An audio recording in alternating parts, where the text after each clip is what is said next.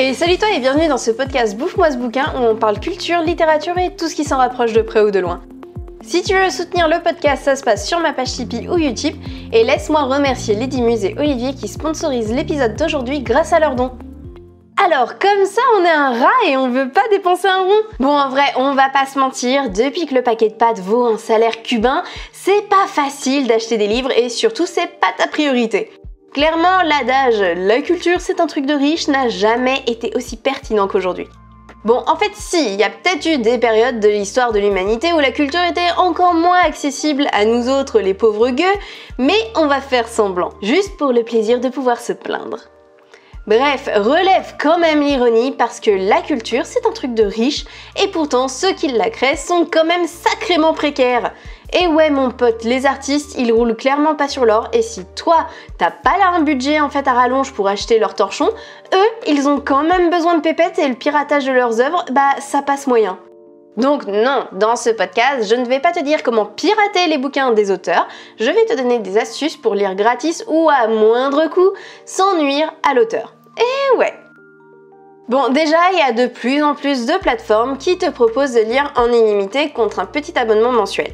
Le prix varie en fait en fonction de l'option que tu prends, mais en général, pour 10 € par mois, tu peux lire en illimité. Alors je te vois déjà venir, 10 € c'est pas gratis. Ok, tu joues avec les mots quand même, parce que en moyenne, un e-book ça coûte 4,99 €, on va dire.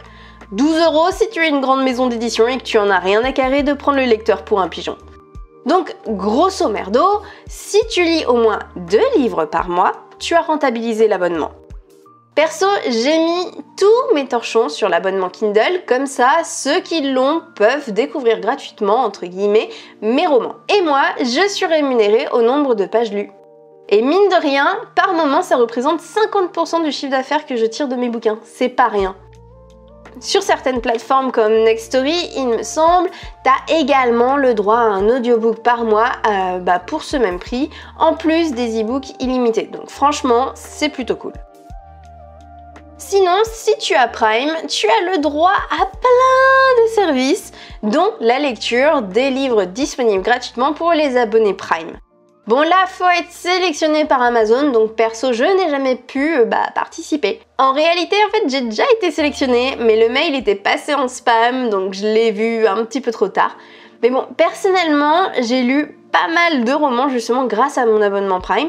Des romans que je n'aurais peut-être pas lu sinon, parce que je connais pas l'auteur par exemple. Et du coup, je savais pas trop ce que ça valait. Sinon, passons à la vraie lecture gratuite. Là, on va ressortir notre côté un peu nécrophile parce qu'on va clairement pas taper dans de l'auteur vivant. En gros, lorsqu'une œuvre fête ses 100 ans, elle tombe dans le domaine public et peut être diffusée gratuitement. En gros, tu payes pas un rond pour lire du Shakespeare.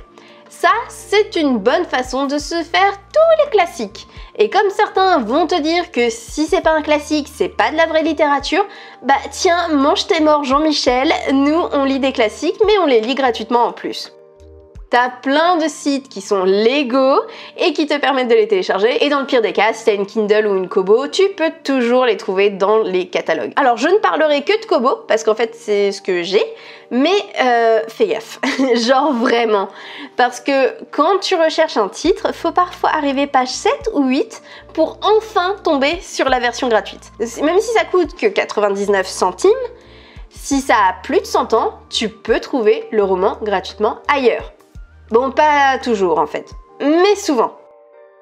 En parlant de ça, c'est pas parce qu'un roman a 100 ans qu'il tombe direct dans le domaine public. Il me semble, et n'hésitez pas à me dire en commentaire si je raconte des conneries, mais il me semble en fait que pour un roman traduit, c'est la traduction qui doit avoir 100 ans pour tomber dans le domaine public.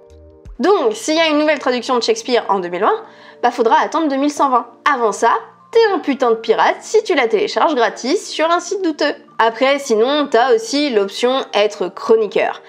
Et mamma mia, ce que j'en ai lu des livres gratis en étant chroniqueuse. Après, chacun sa vision des choses, mais perso en fait je suis une espèce de contradiction sur pattes. Je considère que le taf bien fait, je tiens à le préciser, de chroniqueur devrait être rémunéré et en même temps, quand je pense chroniqueur, je vois un petit peu des rats qui grattent la lecture gratis. En vrai, comme dans tous les milieux, t'as les deux. T'as des chroniqueurs super investis qui méritent rémunération et t'as d'autres crevards qui font ça juste pour lire gratuitement et qui feraient bien de respecter les auteurs. Perso, même si je faisais du vrai taf, faut savoir que mon réflexe premier dans la vie, c'est de culpabiliser. Donc j'avais l'impression d'être une crevarde finie et en même temps, je me plaignais du taf que ça représentait.